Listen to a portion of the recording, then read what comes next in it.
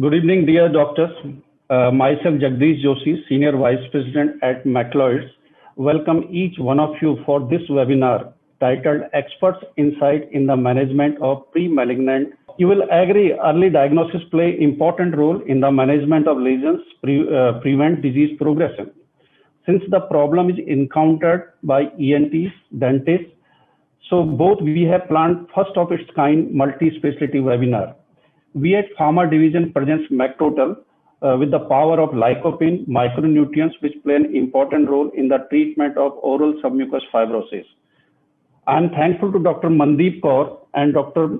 Minesh Jaurkar who will be sharing their vast experience and helping us with the practical insight. With this, I hand over session to Dr. Amit Kamra for next proceedings. Over to Dr. Amit Kamra. Thank you, Jagdish sir. Good evening, everybody. On behalf of Macleods, we welcome you to this evening webinar. And we have Dr. Mandeep Kaur with us. Ma'am is currently Professor and in charge Oral Medicine and Radiology at Jamia Millia Islamia, New Delhi. Ma'am is also the Joint Secretary of Indian Academy of Oral Medicine and Radiology. Ma'am has been involved in structuring and development of department for various undergraduate and postgraduate inspections at all places of her employment. Ma'am has authored and co-authored multiple papers as well as chapters in various national and international journals and books. Ma'am has done multiple clinical trials and has participated in multiple clinical projects. Ma'am has served as a committee member of evidence-based dentistry in oral medicine, diagnosis and radiology. So we welcome Dr. Mandeep Kaur. We have with us Dr. Minesh Jaurkar, who is a senior ENT surgeon practicing at Bombay Hospital Medical and Research Center and Grant Medical College and JJ Group of Hospitals. Sir has been privileged to be trained under the famous otologist Professor Robert Vincent from France and Professor Hildmann from Germany.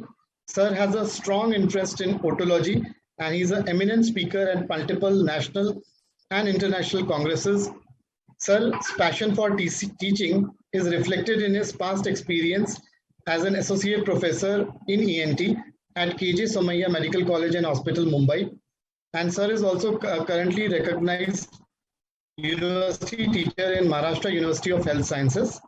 Sir's academic interest and inquisitiveness for recent advances has been his driving force towards many national and international publications. With this, I welcome Dr. Kaur and request her to take us through the insights in the oral pre-malignant lesions. Thank you. Thank you so much, Dr. Amit.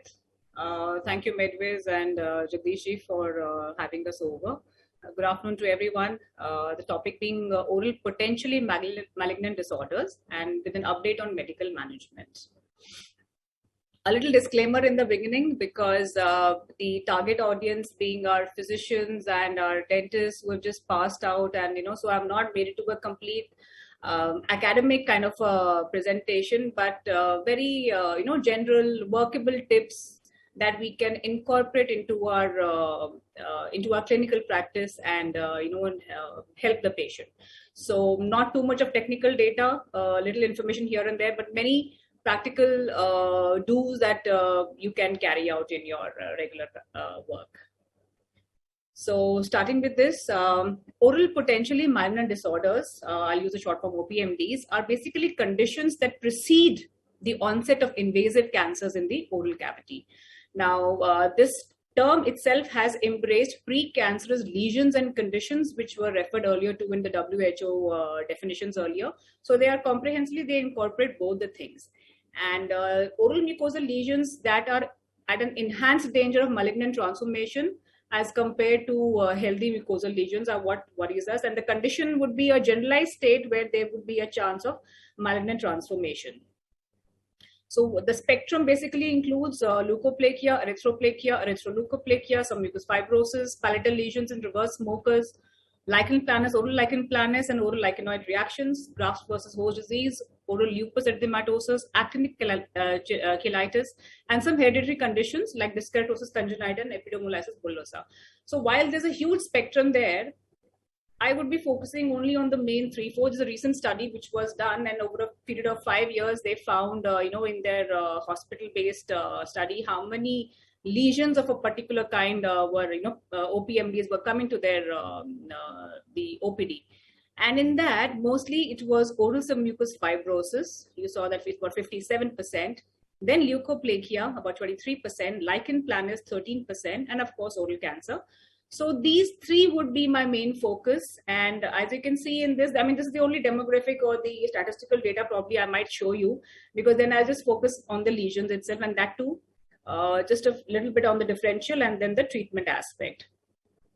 And as you can see in this, it's mainly the males who are affected mostly by their lesions because of, the habits are found mostly in them.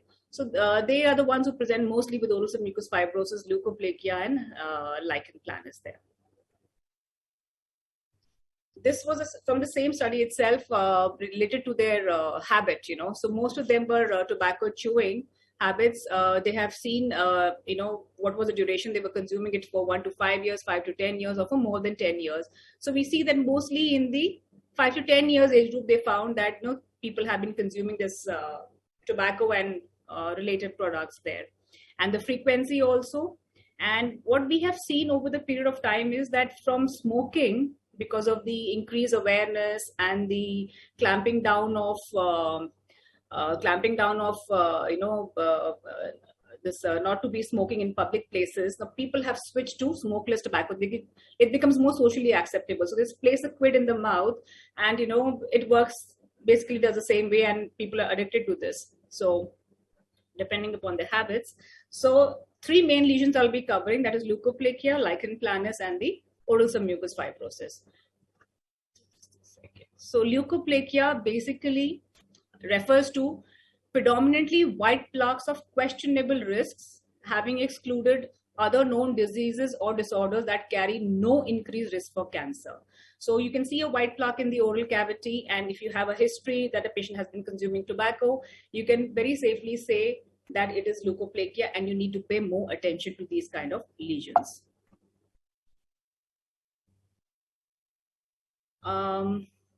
Leukoplakia, the presentation. Now in the central portion, you can see here the typical crack-marked appearance. It will not be, not be a scrapable lesion. It will, once you stretch it, it will not disappear, which is what happens in leukodema. That is how you differentiate from that. And a little whitish component. So this is one very typical presentation of leukoplakia. And this is one presentation where the red component is evident here. And whenever you're examining the oral cavity, I always tell everyone that this particular portion, the retrocommissure area, always gets covered with the mouth mirror. So you need to be very careful when you're examining this. You need to retract it from both the ends and see the retrocommissure area, especially in a smoker. So this happens when a person is probably using a smokeless form of tobacco, can also be seen in a smoking habit. But this is very typically seen in a person who's been addicted to the smoking version of tobacco. So you see it in the retrocommissure area. So even this is leukoplakia, but of course here you can appreciate a red component, and here is what we need to aggressively manage the patient, follow up, and do the needful. This lesion here is tobacco pouch keratosis, where you can very easily get confused with this appearance on the buccal mucosa, in the central portion of the buccal mucosa. This lesion happens because of the placement of tobacco, mixed with lime, that is tuna. They mix it and they place it in the vestibule. So whenever it is placed in the vestibule, we name it tobacco pouch keratosis, just a keratinization over there.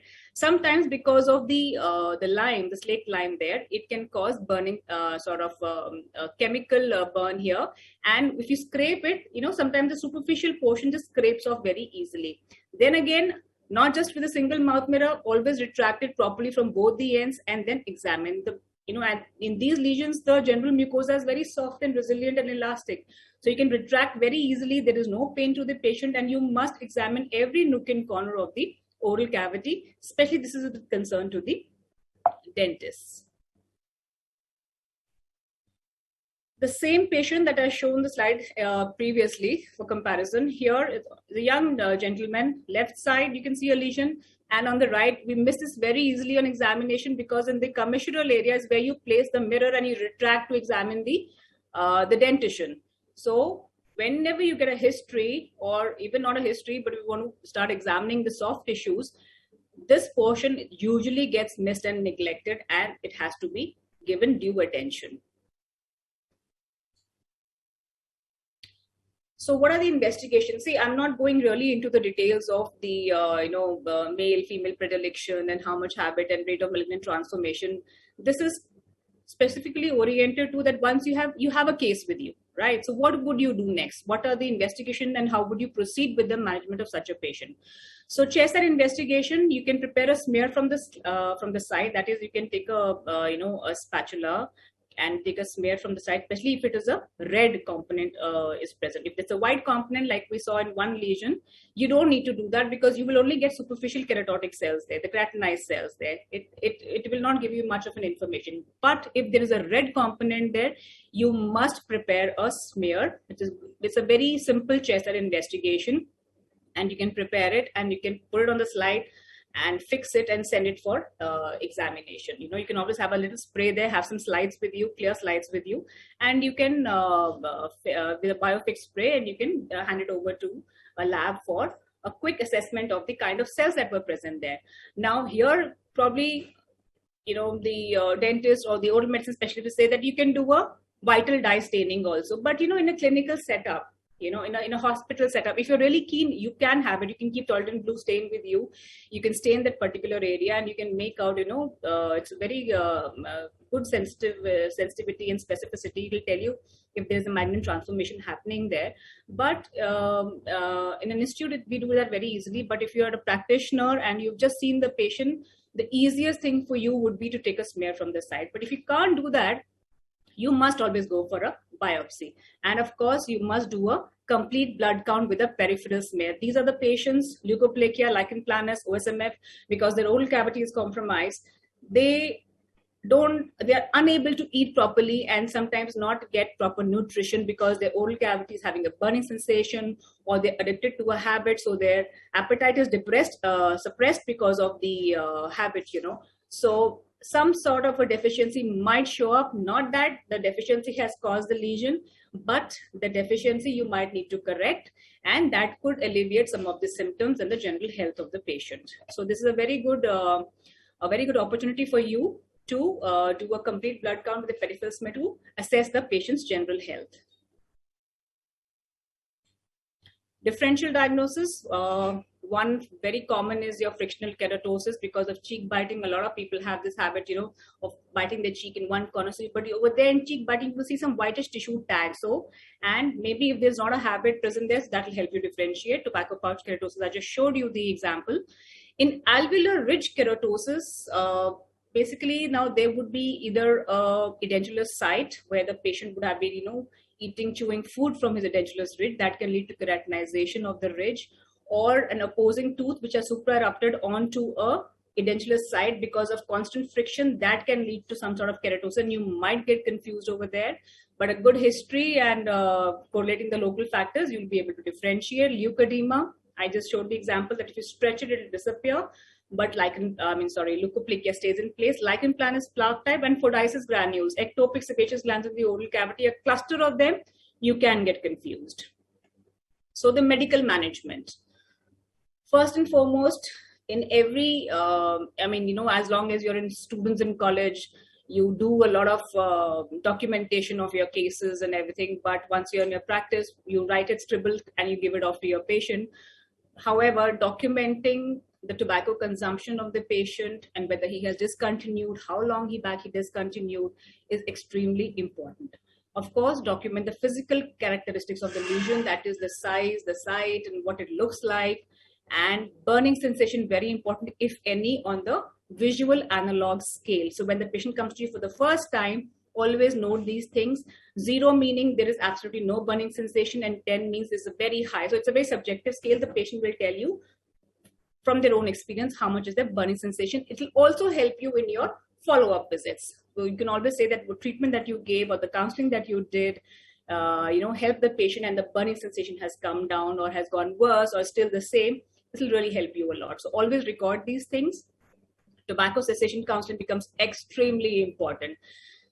These people who come to you, and even if they haven't, even if they don't have a complaint, many a times leukoplakia patients will not know they have a leukoplakia in the oral cavity. On a routine dental examination or because of the dental complaint, you will be examining their oral cavity and you will be taking a good history, obviously. And over there, you will find that there is a lesion there.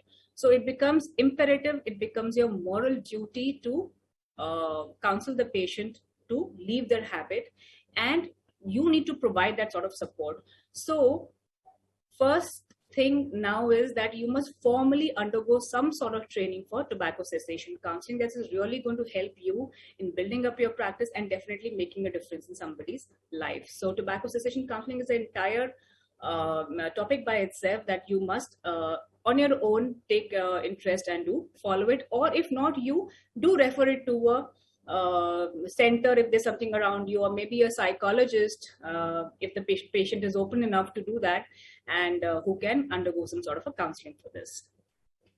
So first line of treatment probably you can do is you can use lycopene. The literature mentions about 16 to 32 milligram per day.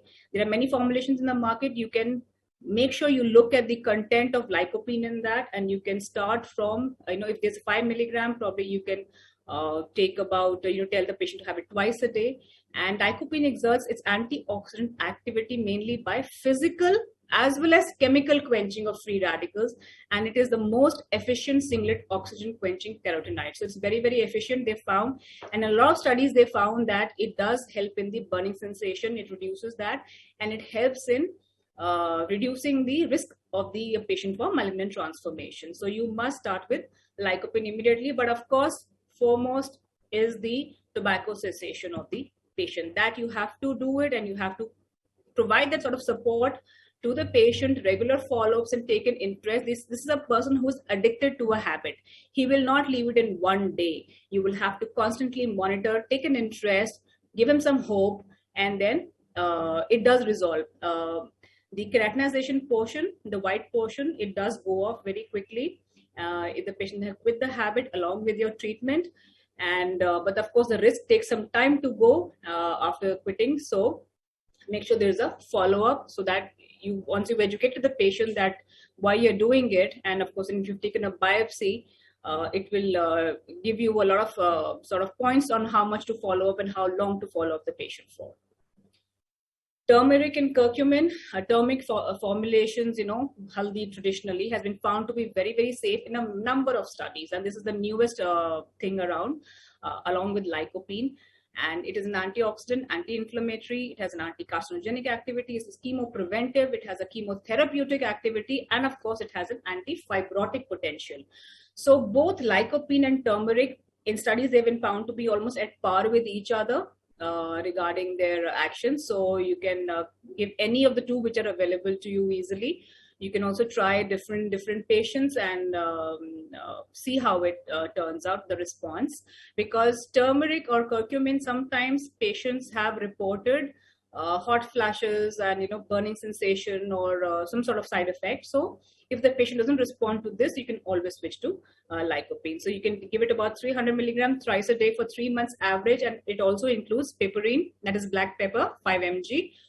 They have also given 400 mg or twice a day for 3 months average. So whichever is minimal, if the patient can take it 3 times a day, compliance is there, go for that. Otherwise, you can also give it for 2 times a day. And you can combine it with topical preparations of curcumin for better results. There are also preparations available in the market which have lycopene and piperine both. So look at what is available around you, study that content, the constituents properly, and then prescribe it for your patients. Next is your lichen planus.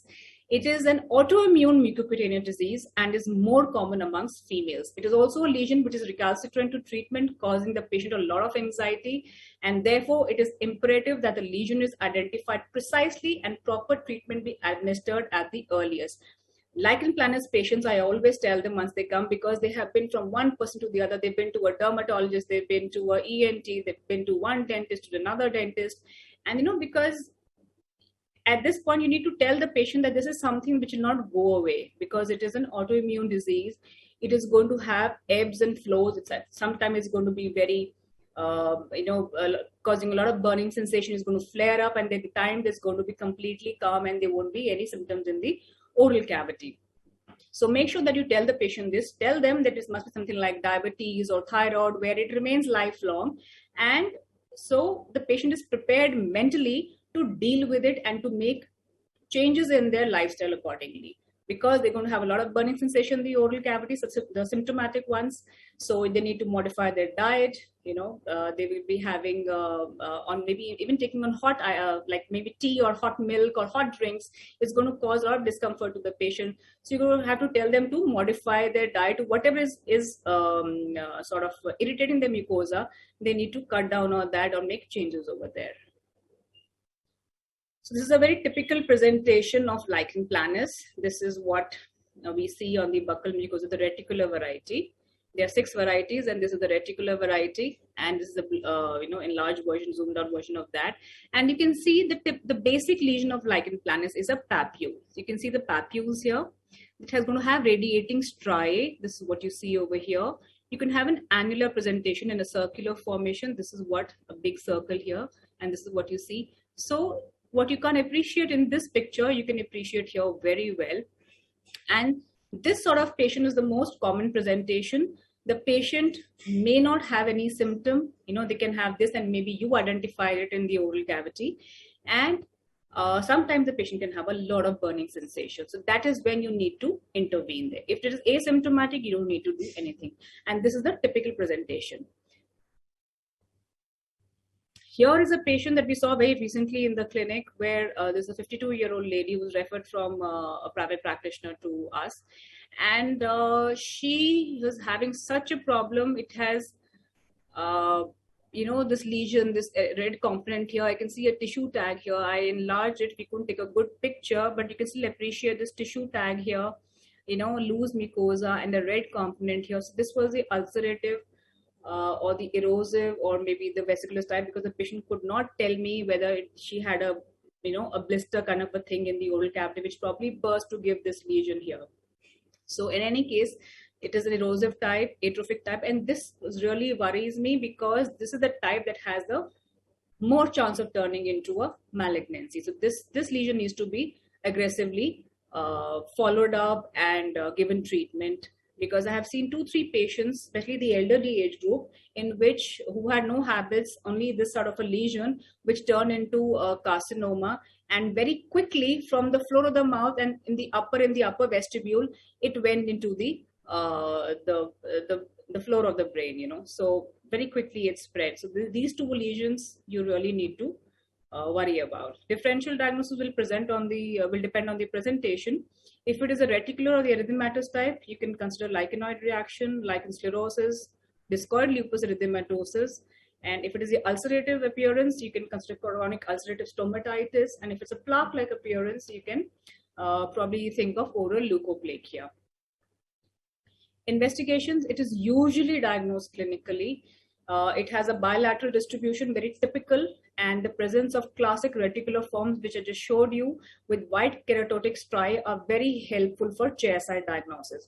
Biopsy and histopathic examination are recommended to make a definitive diagnosis and to rule out any dysplasia and malignancy. So I will probably end up doing a biopsy for the patient with the red component there, because I want to rule out dysplasia and malignancy. I can do a direct immunofluorescence or an indirect immunofluorescence test. For that, the biopsy sample will be sent in Meckel solution, which you can get from the lab, or you can it will not be fixed in formalin once you've taken a sample, a biopsy sample, incisional biopsy sample, or you can put it in simple normal saline, not in formalin. That for immunofluorescence you need these 2, either Meckel solution or you need saline.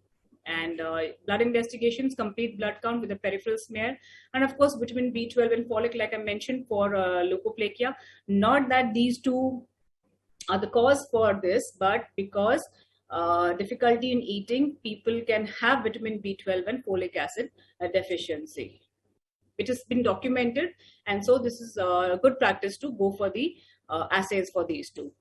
So medical management, again, document the physical characteristic of the lesion, because lichen planus ebbs and flows. One day you will find it in a particular location, it will heal in that and then start in a different area altogether. Burning sensation, please record on the visual analog scale. Do ask for lesions on the skin because it has a dermal counterpart also. I have seen mostly lesions in the oral cavity and very few on the skin. For that, we always refer to a dermatologist. If it is asymptomatic, you may be incidental finding, inform and counsel the patient about the lesion. No treatment to be initiated unless symptomatic or lesion is atrophic or the erosive type. For what treatments can you do if patient is there with you, So if it is a mild form, localized in an area, you can give triamcinolone acetonide 0.1% in aura base. And you can tell the patient that, you get the clean finger, they can apply it locally in that particular area. And the aura base will help in, because the salivary flow generally will clear off the medication. So the aura base helps to keep the medication in place. And don't tell them not to rub it. Just take it with the clean finger, apply it once or twice and just leave it there. Let the film be there. Always after food consumption, maybe once or twice a day, 3 times a day. Apply it at night and sleep. They'll get a lot of relief. If the lesion is milder but extensive, so it will be difficult to apply the ointment. So you can go for betnesol rinse 0.25 mg, crush the tablet in some water and tell them to swish, hold it in the oral cavity as much as possible and then spit it out. Ointment Lexanox is basically 5% oral paste is available in the market. This is something newer. It is a potent inhibitor of the formation or release of inflammatory mediators from mast cells, neutrophils, and mononuclear cells. So this being a chronic inflammatory disease, autoimmune component to that, this can help in some sort of a local relief for the patient. Again, 2 to 3 times a day. After food with the clean finger, it can be applied in that particular area. Systemic management is, I've tried a lot of immunomodulation. Levamisole. Now, levamisole is basically a anti-helminth. But in this particular dose, the way it is given, it can cause immune modulation. It modifies the interleukin-2 response. It improves the ratio of the CD4 and CD8 lymphocytes. So 150 mg once a day for 3 days, one after the other. And then you can repeat it every 2 weeks, and you can do this for about 3 months. So make it a habit of writing on the patient the dates. I always mention the dates. If it is 1st, 2nd, 3rd of July, 1st, 2nd, 3rd of July, mention it there. Give a 2-week gap, 14, that means 17, 18, 19th of July.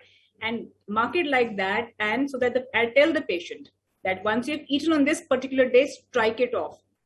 You can also give it 50 mg 3 times a day for 3 days. The total dose still remains 150, but I found the patient compliance to be better with a single dose rather than taking it 3 times a day. So 150 mg once a day for 3 days, repeat every 2 weeks for 3 months. Works very well for immunomodulating for lichen planus patients. Lycopene works very well. It brings down the burning sensation. It has been found. Studies have been done, and they found this lycopene doses I've already mentioned to you, from 16 to 32 milligrams a day. And curcumin, same way, 300 milligrams or 400 with topical preparations of curcumin for a better result. Both of them work very well. So, and you can always also combine. You can give levamisole systemically, and you can give a topical preparation maybe, and that would help. If the lesion is large, EOLP basically meaning erosive oral lichen planus, which comprises all the 3 types: atrophic, erosive, and the vesicular type. So here, if it is a larger lesion, you can give intralesional and submucosal injection of 40 milligram triamcinolone acetonide divided into 2 doses. Okay, so 20 mg, with each for one side lesion once a week for 2 to 3 weeks. Along with that, you can give oral prednisolone 15 to 30 mg once a day for 2 weeks.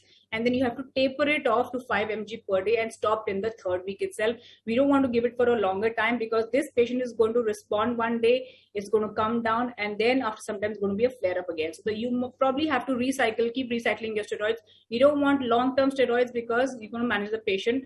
I mean, it's going to cause other issues, blood sugar elevation and all that. So the simpler thing would be, better thing is, for a short time, you can give this steroids. give a break, and then continue after some time when the lesion becomes symptomatic. So therefore, you have to tell your patient it's going to ebb and go high up again in symptoms. So you have to be under regular checkup with me. You'll have to come regularly, and we will keep monitoring and changing your medication accordingly, and tell the patient not to stop medicine by themselves or change the timing of the medicine. As you know, with steroid, you have to be very careful. Very large or multifocal, you can give systemic administration of prednisolone, 40 mg of prednisolone per day for 5 days, followed by 10 to 20 mg per day for another 7 to 10 days, and that should give them a lot of relief. And you can always combine lycopene and topical curcumin or topical steroid for relief, symptomatic relief of the patient. But I would always suggest to start with immunomodulation, start with lycopene, and then move on to steroid, until unless it is so severe that the patient is having difficulty in eating, chewing. Go for steroid, topical steroid immediately for some sort of a relief. Next is oral submucous fibrosis. The Indian data incidence is from 0.03 to 6%. It is a very challenging disease to manage. Here again, you need to be very, very patient with the patient. You need to educate them, because the first complaint usually is, restricted mouth opening with burning sensation. So there is no cure as such for this problem. Unfortunately, there might be with medications, maybe you can reduce the burning sensation, take care of the burning sensation. Maybe there might be some improvement in mouth opening, slight improvement. But other than that, there is actually no cure, and studies are just focused on symptomatic relief and to keep the patient follow-up for malignant transformation, because that is something very high in oral submucous fibrosis. Get the patient to quit the habit. You have to do that. So this is the left side of the right side of the patient, the buccal mucosa. Hard, can't retract, there's loss of resiliency. I mean, if you have to do scaling or filling for this patient, it's going to be very, very tough. And on the left side, if you compare it with from the right side, you can see there's a reddish component here. I would be very worried. I am very worried, because this patient did come to us for treatment and he didn't turn up after that. We told him, educated him, because this is worrisome. Sometimes people go into fear, they go into denial, and they don't want to look after themselves or, accept that they have a problem which needs to be addressed. So you have to be very patient, very calm, and very non-judgmental with the patient, so that they can come back to you again. Don't make them feel bad, and you can get them to quit the habit and keep coming to you for treatment. Here you can see a shrunken bud-like uvula because of the habit. A lot of fibrosis here, a lot of blanching. The normal pink color and the normal resiliency of the mucosa is lost. Biopsy becomes very difficult, but that is again just to, check if there is any dysplasia, because biopsy itself can lead to some sort of secondary scarring in these patients. Differential diagnosis, clinical appearance is usually sufficient, but the acceptable or the mostly mentioned differential diagnosis for OSMF is localized scleroderma. I haven't never come across localized scleroderma. I've seen a lot of oral submucous fibrosis, and very typical the clinical appearances. So investigations, common to all, complete blood count. I always get it done with a peripheral smear to see what the status of the blood is. Again, because these people don't eat well, and they can have some sort of nutritional deficiency, which you need to take care of. It does help alleviating a lot of symptoms with these patients. Biopsy and histopath recommended to make a definitive diagnosis and to rule out dysplasia and malignancy. So what do? You have a patient with OSMF, how do you go about it? First and foremost, always important, document the tobacco consumption or discontinuation, measure the mouth opening and the trunk protrusion. You can take metallic dividers, you can keep them on the incisal edges of both the teeth, and then on the metallic scale, you can measure how much was the mouth opening, and then definitely stage the condition. More than 35, stage 1 is just beginning. Stage 2 is 26 to 35 millimeter of mouth opening. Stage 3 is 15 to 25, and anything less than 15 is stage 4. They have a very highly restricted mouth opening here. Burning sensation recorded on the visual analog scale on that particular visit and on subsequent visits. Always do tobacco cessation counseling, and very, very important is the periodic recall and follow of these patients. Lycopene 16 to 32 milligram per day helps a lot in reducing the burning sensation. It is quenching the free radicals, so therefore you are really helping the patient in reducing the risk of development of cancer, provided if kept they have quit the habit also. We always tell a patient that there is no magic pill. You have to quit your habit and reduce your risk of oral cancer there. Steroids, they suppress the inflammatory reaction basically by preventing fibrosis, by decreasing the fibroblastic proliferation and deposition of collagen. So what you can do is, people have tried different things in the literature. You can give intralesional injections of betamethasone, 1 ml ampules. You can give steroid with hyaluronidase, 1500 international unit. You can mix it with Dexa, 1.5 ml. And you always have to mix some sort of an LA with that in equal parts. And then inject it into the site, because local injection of these is going to be very, very painful. Always mix it with LA and then give it to the patient. Very, very slow injection into the submucosa. Turmeric or curcumin, again, found to be a very safe. I've already shared the slide with you. So the treatment remains the same, and all these three are very effective. First, go for lycopene, go for immunomodulation, try curcumin, topical preparations. Look after their, maybe some nutritional deficiency, look after that. And then definitely see if you need to give steroid for local. But the long-term effects are, you will find maybe a slight improvement in their mouth opening. There might be complete resolution of their burning sensation, but their oral cavity opening will not really improve very, very much. That is something that you have to tell the patient, and you also need to understand it yourself. You are working from the point of view of reducing or monitoring the patient to prevent a malignant transformation. So that is your objective over here. Whatever else comes along is a bonus for you. Okay, so again, long-term follow-up with these patients is extremely, extremely important in all these three lesions, because of there's a change in the oral cavity, the lesion, and the nutritional and underlying health status.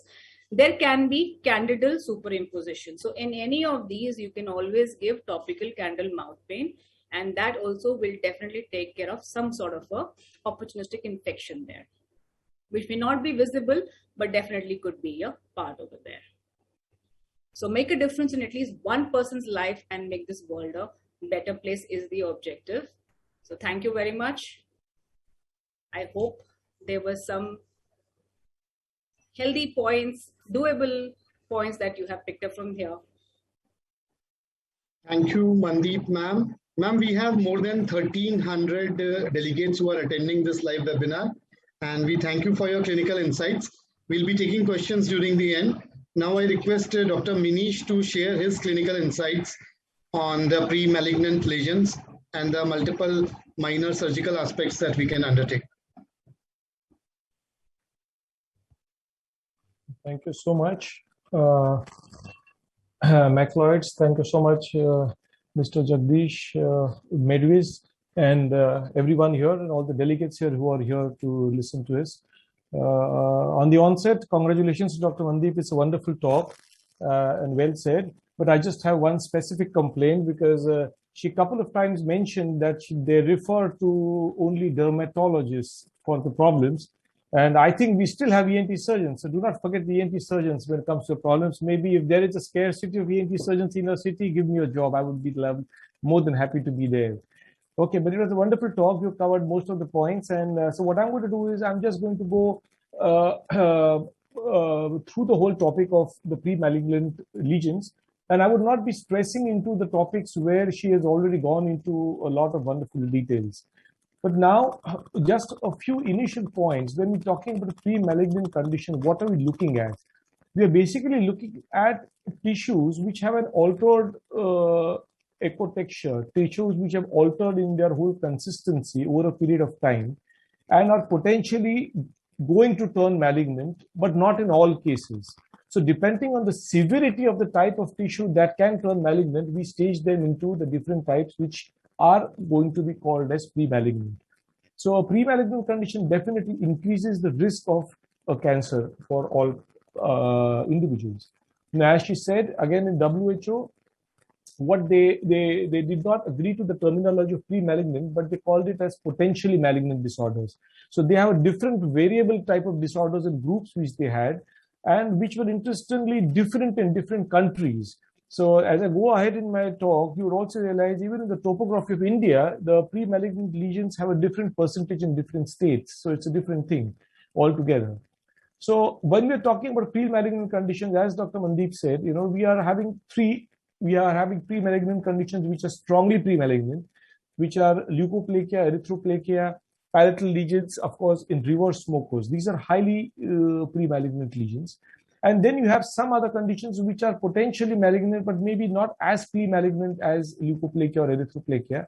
So there we have SMF, and you have actinic keratosis, you have lichen planus, and you have the discoid lupus erythematosus.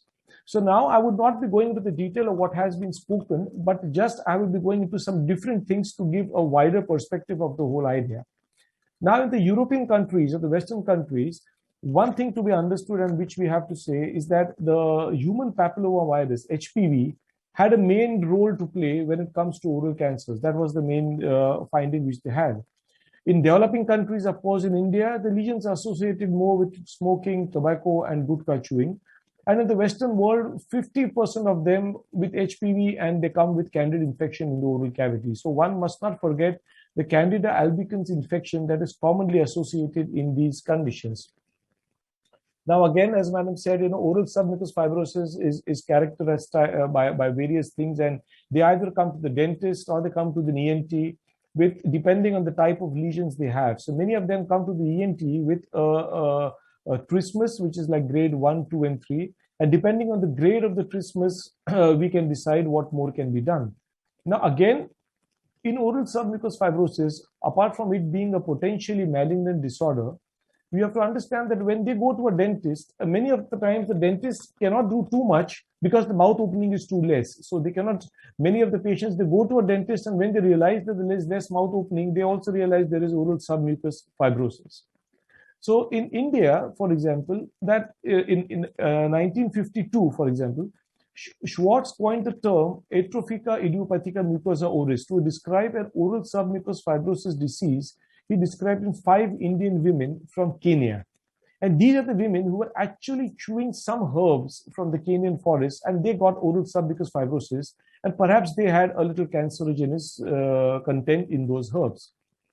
Again, not to go into the oral submucous fibrosis details, but if you see the epidemiology, it affects up to 0.4% in places such as Kerala, and 40% of the 100 patients of oral submucous fibrosis had cancer in a study conducted in Mumbai.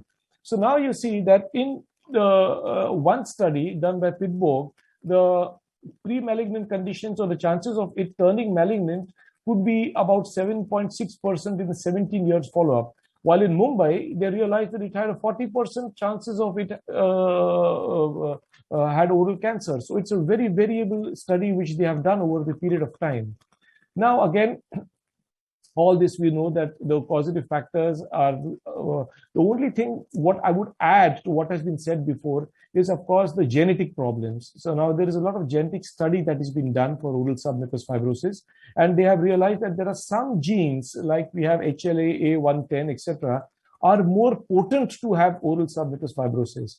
This came into play because there were about 8 to 10% of the patients in the world who had no history of chewing any gutka, tobacco, or any untoward irritating substance, but they still got a mild amount of oral submucous fibrosis. So they did not know the reason behind that.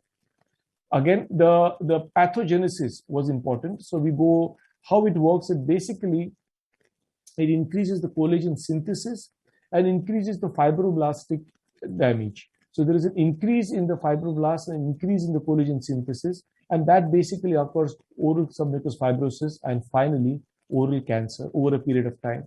So all the in this whole chart, if you see all the different irritating factors like gutka, pan, tobacco, or even slake, lime, what they basically cause an abnormal tissue morphology. So there is a little different abnormal tissue physiology that occurs over a period of time, which causes an increased amount of fibroblasts at the site, and that causes the submucous fibrosis. Again, we will not go into the details, but what do we see as an ENT? We see fibrous bands, limitation of mouth opening, distortion of the uvula, and woody changes. Now, we define oral submucous fibrosis into staging not only on mouth opening, but also on the clinical appearance. So in stage 1, we have more or less some blood vessels which are normal, but they can be dilated. The fibroblastic response is strong. Inflammatory cells, so these are the early stages of submucous fibrosis, where the inflammatory cells and polymorphonuclear leukocytes and occasional eosinophils are present, and the mouth opening is reasonably good. In the second stage, if you see, there are juxtaepithelial area shows it's early hyalinization that takes place. The blood vessels are dilated. Again, you have inflammatory cells and mononuclear lymphocytes that are present. But at the same time, the mouth opening has reduced and the flexibility of the oral cavity has reduced. Again, it's more reduced in stage 3, where the mouth opening is reduced from 15 to 25%, and the blood vessels are constricted. So the point of this slide here is when you have a constricted blood vessels, that basically reduces the chance of any oral medications working too well in that area compared to the stage 1 and 2, because the blood flow to the affected part has been compromised. And again, the inflammatory exudates contains a lot of lymphocytes in these.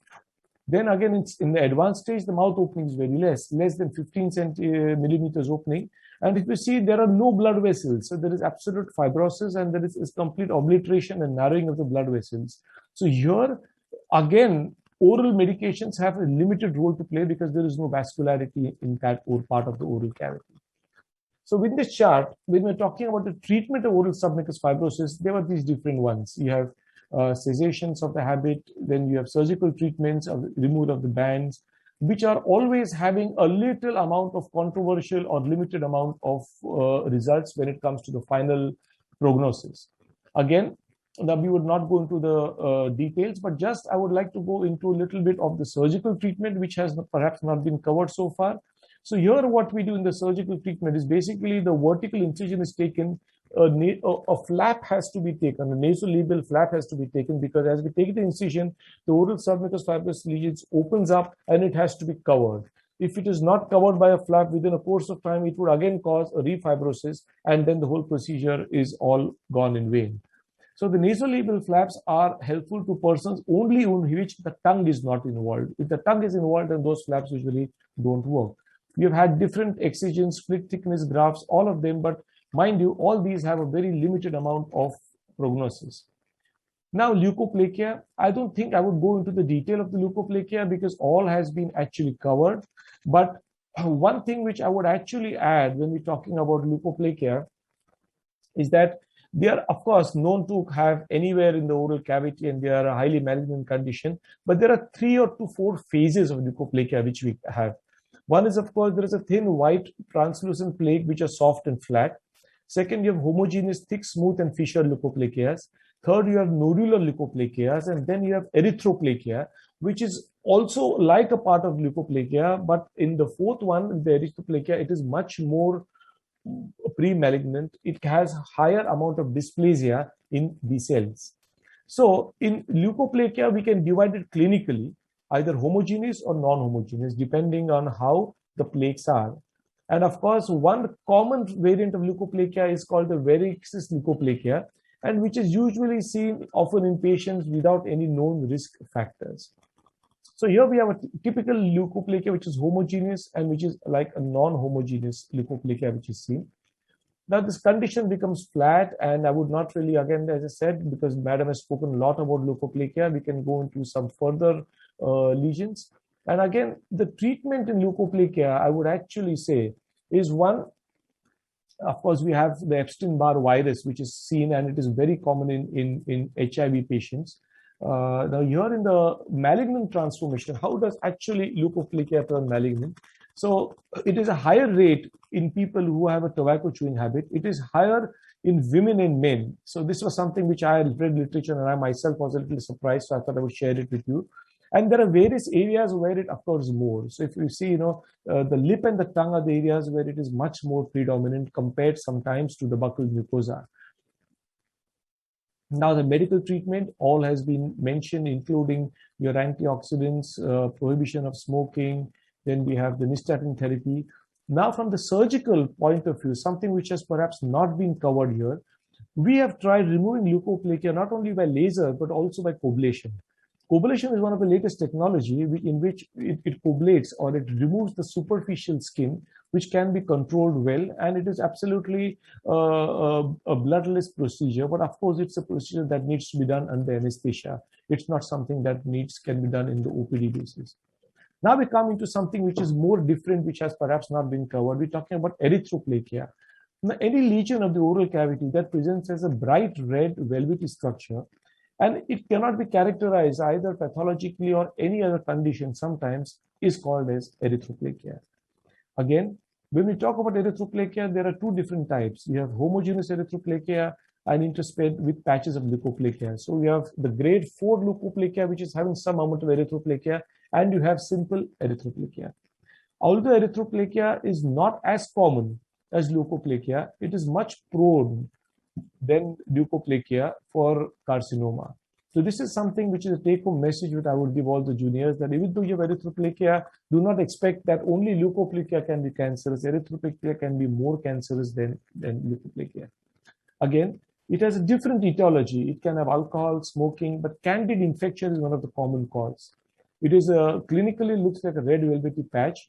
Patients are usually asymptomatic, and it is usually present on the floor of the mouth, the retromolar trigone, the lateral border of the tongue. It usually is seen in males in the 6th and the 7th decade. That is the way it is seen. Again, here is a very typical case of erythroplakia, and these patients have actually very minimal complaints. I have seen so many of them. They come to me with very minimal complaints, but they are just worried about the carcinoma part because it's something red that is not really subsiding. Now, again, the treatment is same as for invasive carcinoma. So erythroplakia usually has to be treated much more aggressively than leukoplakia. We have to remove the lesion and a surgical excision if it is proven malignant. That's required. As lichen planus has been mentioned, it is probably a precancerous lesion. It is seen in males between 35 to 45 years and the females in the elderly age group. And there are, again, very, very fixed sites for the lichen planus, which is the buccal mucosa. So in the buccal mucosa, you're often seeing a blackish tinge and you are seeing a white line between them. So that is a very typical area of type of a lichen planus. There are various etiological factors. It can be autoimmunity, it can be immunodeficiency. There are genetic factors. Infection can be one of the cause, but it's not really confirmed how it works. Psychological stress and neurogenic basis is suggested, but there are no concrete evidence how it works. And of course, something like tobacco chewing and smoking definitely can have a role. But according to me, the immunity in lichen planus is said to be one of the key factors how it occurs and how it progresses. Now, this is a very typical thing of lichen planus, which has been shown before. The chief complaint is pruritus, itching, rubbing, burning sensation of the mouth, and this whitish elevated dots which are seen are basically called Wickham's striae. They are white dots present at the intersection lines, and many a times you confuse this for the gums that are getting injured between the teeth. But that is not the case. It is actually lichen planus, and it looks white, gray, and radiating. So that's the way it is. Now, just in a nutshell, how to treat lichen planus? There are various ways of treatments, as been mentioned. You have topical steroids, you have antifungals. When you think it's malignant, then of course you treat according to the malignant part of it. You can give systemic steroids only if there is no other contraindication. And if there is a contraindication, then you do not give systemic steroids, retinoids. So these are the standard protocol.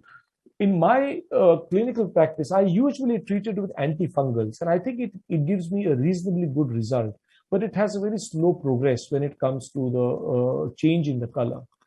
Now, this is another condition called smoker's palate. It's also called leukokeratosis nicotina palatii. It's a tobacco-induced white lesion, and many of them can transform into cancer. The etiology is, of course, tobacco, and the treatment is on the cessation of smoking. So smoking cessation is one of the main thing which you have to have in a smoker's palate. Now, palatal lesions in the reverse smokers, in South Asian countries like Thailand, we have seen even in some Nepalis and some in the absolute Indo-China border, we have people who smoke cigarette the reverse way. And that is known as a reverse smokers. We don't have them so much in Mumbai, but we have them a lot, maybe more in the northern part of India. Now, this has a double carcinogenic effect. One, of course, it has an effect because of the carcinogenic factor which is there. And the second carcinogenic effect of the tobacco, I mean, and the second is because of the heat that is generated, because they're having the burning part of the lighting cigarette into the oral cavity. So that is has a very high risk of a malignant transformation. We have another condition called actinic keratosis. So actinic keratosis is again a potentially malignant condition which arises in many sites, including the lips. It is common occurrence in Australia and many of the countries where there is a UV exposure to sun. Actinic keratosis progression to invasive cancer is less, but it can range from 0.25 to 16%. And the provincial diagnosis is made on clinical grounds, but of course, a proper biopsy is required.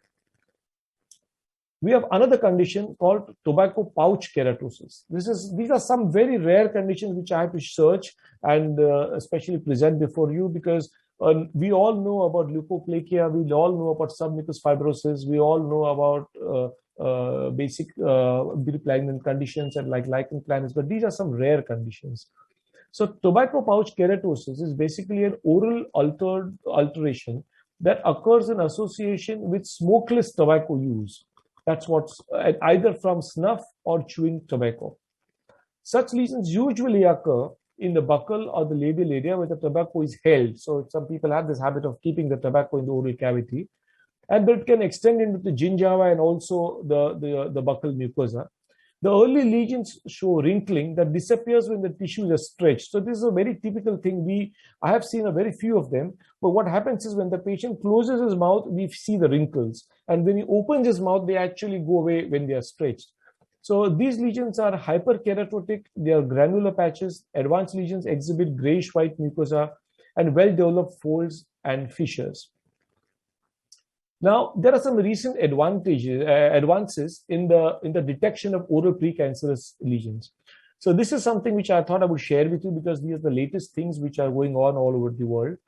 Vital tissue staining with toluene chloride. It is a metachromatic component that may bind to tissues which are undergoing rapid cell division, such as inflammatory cell division or neoplastic, to the sites of the DNA change and associated with PMD or both. So what it basically tries to do is whenever it's a certain part of the tissue is stained, it will show the tissue that is normal and the tissue that is undergoing some amount of changes. It can be also inflammatory and also neoplastic. Now the only problem about this stain is that we can know only the abnormal tissue site, but we would not be able to know if it is inflammatory or cancerous. But we will know the lesion where the area where the tissue is abnormal. Then you have the visualization adjuncts. They function under the assumption that the mucosal tissues undergoing the abnormal metabolic and structural changes have different absorbance and reflective properties when exposed to various forms of light or energy. So whenever there are the different tissues which are visualized in a different way, they show certain amount of reflection in a different way. And that's what they are trying to express here. Again, you have the oroscopic decay system. It is sold as a 3-in-1, battery-operated handheld LED system, which is an oral screening instrument that is used with concurred with mild acetic acid to improve the visualization of oral lesions. So if there is any coating over the lesions, that can be cleared. So with this point, I thank you all for your patient hearing, and thank you again the organizers for having me here and helping me present my talk. Thank you so much. Thank you, Dr. It was wonderful. With this, we will proceed to a few audience questions that we have. So I'll first ask to Dr. Minish. Sir, we have a question like, what are the indications of biopsy? And should biopsy be taken from the center or the periphery of lesion? Yeah, that's a very good question. Now, we are talking about biopsy in terms for a lesion like, say, leukoplakia. Ideally, in our clinical practice, when we look at leukoplakia, as I mentioned, the grading of leukoplakia 1, 2, 3, 4. So if it's something that is like a very early lesion of leukoplakia, the patient has stopped using tobacco or smoking, we usually have the patient under observation for at least about 4 to 6 weeks. If after the medications, after the antioxidants, the patient is showing some amount of improvement in the leukoplakia, then we can wait and see. But after about 4 weeks, if there is any increase in the leukoplakia, or if you feel the lesion is progressing further into a potentially pre-malignant condition or a malignant condition on the way it looks, then a biopsy is required. When we do a biopsy usually from the center of the maximum area of where the tissue is there, rather than the border. Because leukoplakia has a very characteristic sign. It's not even at one stage. So if you take a tissue of leukoplakia, the central part of the leukoplakia tissue would be much more thicker than the periphery. So we have to know exactly if the thick tissue which is there has a very strong or any cancerous tissues in them, cancerous cells in them. When you have tissues at the biopsy of the borders, it can happen that the histopathologist can sometimes miss the cancerous lesion, leaving the main part. Thank you so much, sir. Mandeep ma'am, your take on the biopsy and where would you target, center or the periphery? Yeah, we usually would target a part of the normal component and a chunk from the affected area. And we go take that because the normal counterpart is generally required by the histopathologist. They say that we want the normal counterpart also for comparative evaluation.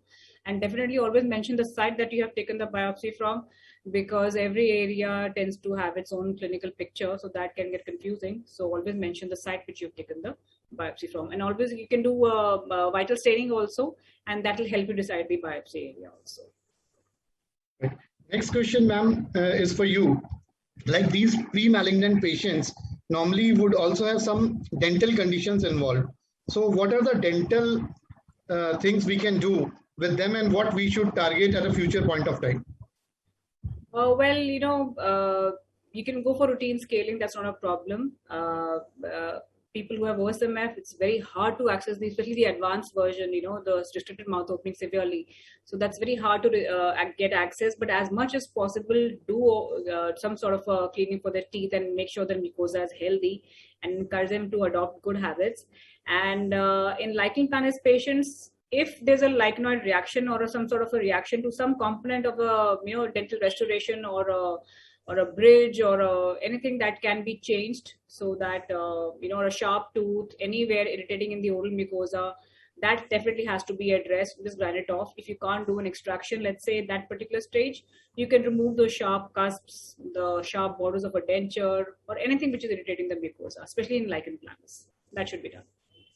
Thank you, ma'am. Otherwise, there's no as such contraindication for any treatment as such. Right, ma'am. I believe that would be very insightful to the attending dentists. And ma'am, we have close to 1,500 delegates attending as of now. Dr. Minish, what would be your duration of lycopene treatment in these pre-malignant lesions, say oral submucosal fibrosis? So how long would you like to give lycopene? Well, in a case like submucous fibrosis, I feel the patient has to take a treatment for a very, very long time, because the oral submucous fibrosis, in my experience, it never really becomes 100% normal. So, but I really don't know how how long one would give it, but I usually give it for at least over a period of 3 to 6 months, depending on how the patient is doing. So we give antioxidants, but most of the patients take a very, very slow time recovering from the submucous fibrosis. And sir, would you also like to have some multivitamins and multiminerals along with this composition? Yes. We usually have a lot of different options of treatment, which I mentioned, but I didn't go into the details since Dr. Mandeep had covered it. One is, of course, we give good amount of multivitamins, and you all have the MacTotal, which actually works very well, not because you all are hosting this, but it works very well. Along with that, we have to give I also give a good amount of vitamin C, which helps in many patients. Antioxidants, yes. We give injection hyaluronidase. That has been tried, and that has been mixed with injection decathlon at the site of the lesion, and that gives an increases a little bit of the trismus and a little vascularity in that part. So it's a combination of drugs along with the jaw stretcher. I don't know if Dr. Mandeep, that I have got very good results with the jaw stretcher when it comes to the mouth opening part of it. So I feel all these things have to go all together. Right, sir. Mandeep ma'am, what would be your duration of lycopene treatment? 3 months definitely, and we can go up to 6 months if the patient is tolerating it well. People have tried to 6 months also, but 3 months definitely we must do it, and a follow up with all that. And yes, we do some sort of physiotherapy exercise with the patient to help assist with their mouth opening, you know, stretching with the ice cream sticks in the oral cavity or some sort of an instrument which you screw it and, you know, assist in opening the oral cavity. Can do all that, yes. And ma'am, would you like? Yes, we do add. Yes, I mentioned. I missed a slide. We have tried rebamipide and very good result with that. That is 100 mg dose twice a day for 21 days, and we've tried it in aphthous ulcers also. We done a study in the department, and what it does is, because it brings about angiogenesis. That's very, very important. I think that's a very important role of rebamipide, that it brings about angiogenesis, which can help in OSMF. Because of the collagen formation, there's a reduced blood supply to the affected area. So that has a very key role there. So that can be given for 21 days, and that should really help the OSMF patients. Yes, I agree. I agree with what she's saying, because the rebamipide also helps in persons having recurrent aphthous ulcers. Not exactly the same topic we're discussing on, but we have a lot of patients with recurrent aphthous ulcers, and they do very, very well over a period of 2 weeks or 3 weeks when we give it to them. So that's a very good, valid point. Yes. And maybe the antioxidant effect of rebamipide also contributes there as well. Mandeep ma'am, I wanted to ask you that with this lycopene, would you like to also add some multivitamins and multiminerals? Yes, like I mentioned that, you know, these sort of patients are always deficient in their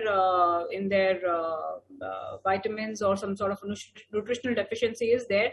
That's why when you're doing a blood investigation, always go for vitamin B12, folic acid, and there are a lot of drugs which are available, or compositions with lycopene and piperine and all the other trace elements, and of course all the vitamins. So a good combination, they must check what is available, and then definitely go for that sort of combination. And what Dr. Manish mentioned, definitely MacTotal has that, I believe. So that works very well. Good combination of everything. We have a question from Dr. Akhilesh from Kerala. He's asking, is there any contraindication to the use of levimizole? Yeah, if the patient is allergic to levimizole, you know, hypersensitivity reactions, Sjogren syndrome, some sort of a liver disorder, you can't give it, and you may need to modify that. But then instead of just modifying this medicine, you can go for a different drug altogether. You can go for lycopene and other combinations very safely, right? Because if the patient can't tolerate it, and there are medical conditions with liver problems or Sjogren's or an allergic reaction, hypersensitivity reactions, you can't give this. So. And next we have a question from Dr. Vinay Dikshit from Mumbai. In your clinical practice, have you observed any adverse events with the use of long-term lycopene? No. 3 months, 4 months, we've given no issues.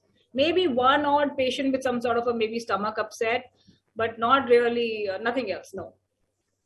Dr. Manish, how has been your clinical experience with lycopene regarding the tolerability profile? Well, the tolerability has been very good.